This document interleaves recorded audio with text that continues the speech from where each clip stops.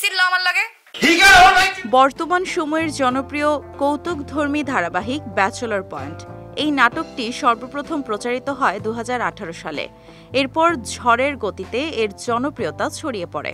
Bachelor point season 4 শেষ হয় 2022 সালে। কিছুদিন আগে জানা গিয়েছিল শীঘ্রই আসছে সিজন 5। এবার নির্মাতাও দিয়েছেন সেই সুখবর।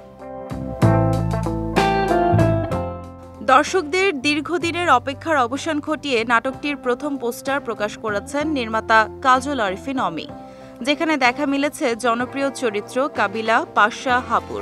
তবে ফার্স্ট লুকে দেখা মেলেনি ধারাবাহিকটির জনপ্রিয় চরিত্র শুভর, অর্থাৎ অভিনেতা মিশু সাব্বিরের।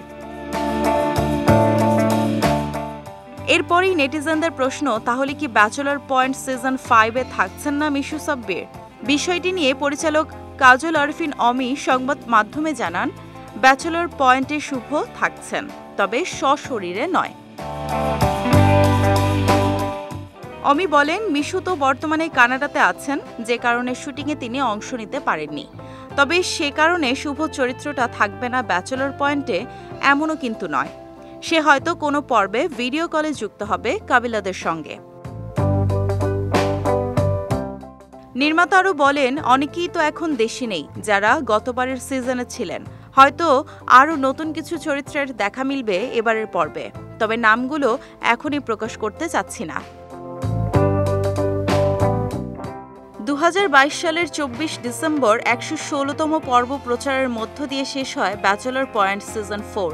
শুরু থেকে প্রতিটি সিজনই ব্যাপক সাড়া ফেলে দর্শকদের মাঝে।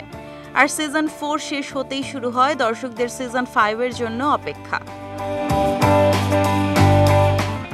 অবশেষে দীর্ঘ 2.5 বছর পর সে অপেক্ষার অবসান ঘটছে। সঙ্গে পাশা, কাবিলা, হাবু ভাইদের দেখা যাবে নতুন গল্পে। এরই মধ্যে শুটিংয়ে ব্যস্ত সময় পার করছেন এই নাটকের তারকারা।